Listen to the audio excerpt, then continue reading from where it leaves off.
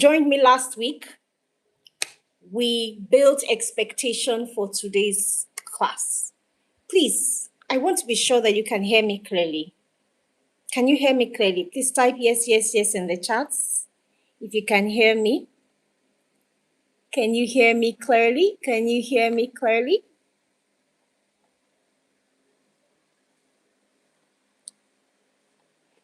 Yes, yes, yes in the chats. If you can hear me clearly. Good morning. Good morning. Do you see clearly?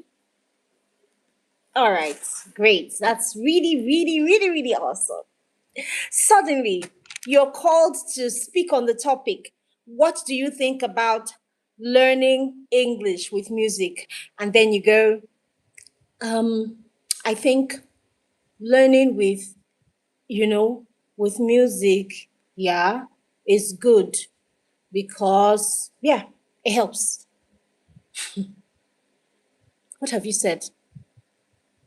Speaking without structure is detrimental because it's not good for you and it doesn't make your speech memorable in the minds of your audience. So you want to help yourself and you want to help your audience. That's why you're here this morning on spontaneous speech. We started spontaneous speech last week, and today we are on to a speaking framework in spontaneous speech, which is what, so what, now what. Recently, I watched a YouTube TED Talk, and that's what I actually want you to do. One of the things I want you to do, I want you to, anytime you engage a TED Talk, try to discern or try to analyze the speaking framework the speaker is using.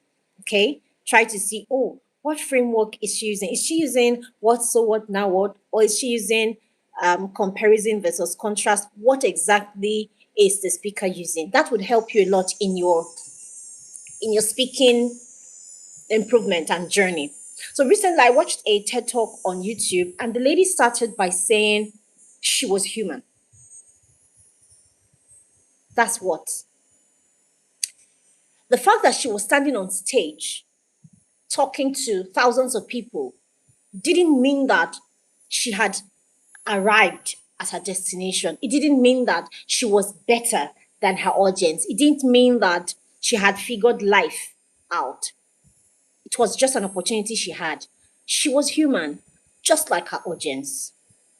Now she was entering into the so what. Then she said, because she was just as human as her audience, she was still vulnerable as a human.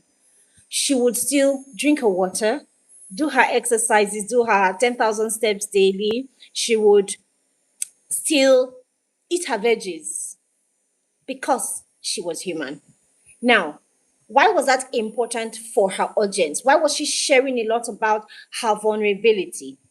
She introduced the concept of resiliency, moving forward and onward. Then she said, members of our audience, of course, would make mistakes just like she would because she was human, but that would help them move on and move forward. That was a very fantastic speech. Why was it that powerful? Because she used the framework what, so what, now what? And that's why you're here this morning. Good morning. Sorry, this is the Nigerian factor, one of the Nigerian factors. So give me a moment to clear this. All right, while I fix this lighting, can you share this video with your friends?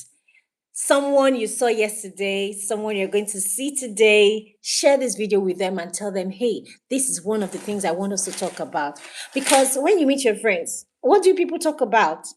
You want to have friends that you can share good stuff with. You can share valuable things that can move you forward and move your friend forward. This is one of the things that you could talk about. All right. So please share this video with them. We're live learning how to speak better, think better, and lead better, show up in the world better. This speaking framework, what, so what, now what, is one of the simplest speaking structures you would find. Very and very powerful. I dare say one of the most powerful speaking frameworks. It would help your persuasive storytelling.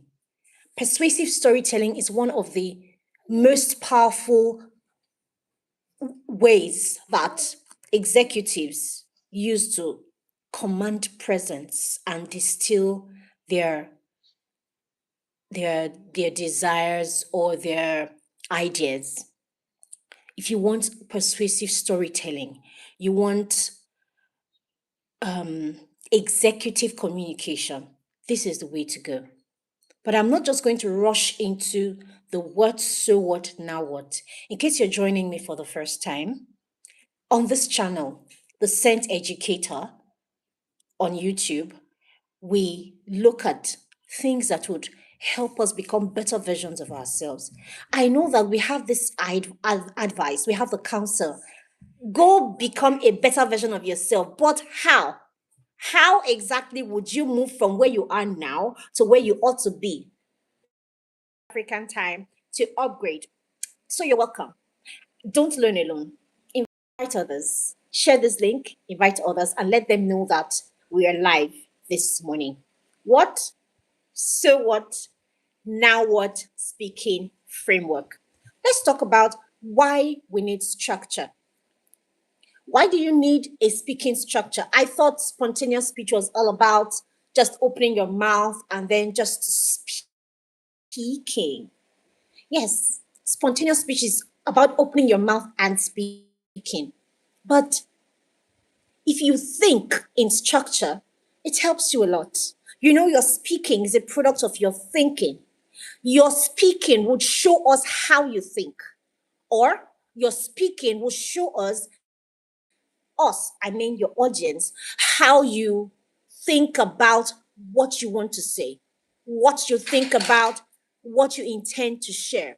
You might not think in the same way about different things, but that particular subject matter you want to share, there is a way you think about it. And that is how you're going to distill your ideas, your concept, everything you have about that topic, right? So I want to start by talking about the benefits of structure in speech. Can you tell me you're going with me? Structure in speech. Let me know that you are with me. I want to see your comments. I want to see your comments. Let's see that. Okay, great job. Oh, wow. Great job. Okay.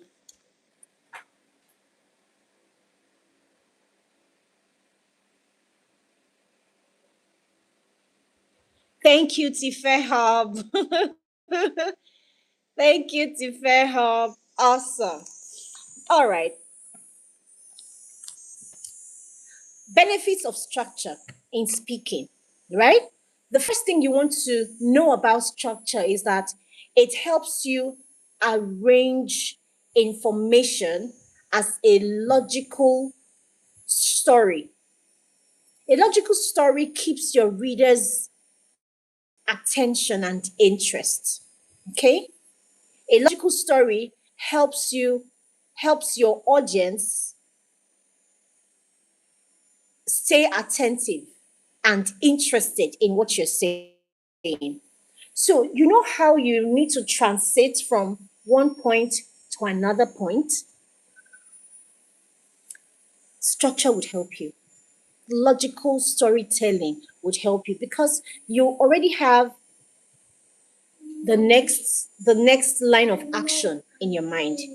You and your audience, because you don't just know the structure, you would share the structure with your audience as well. Perhaps at the beginning you are saying you want to give your audience your opinions in a what, so what, now what structure about. Then you talk about the topic, you mention the topic. This framework is worth hundreds of thousands of naira of, because a lot of people go out to pay for speaking sessions. I handle professional speaking sessions too. And this is one of the things that we teach. So the fact that we are here dishing out this information free of charge, and you have access to also practice what you're learning, is precious.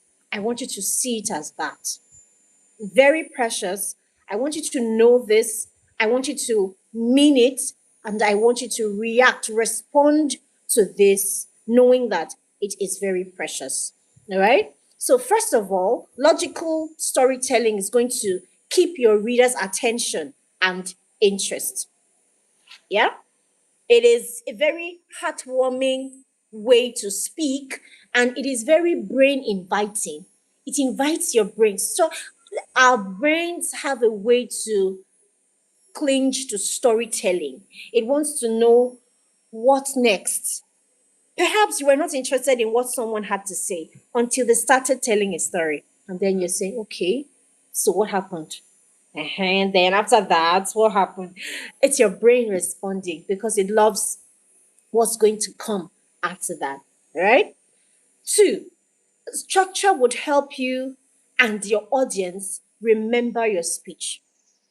Have you ever talked to someone, or have you ever been under a presentation, under a speaker's time of dishing out points? The speaker is sweating it out, bringing out points, illustrations, examples, and you left that place only to be asked, what did she talk about?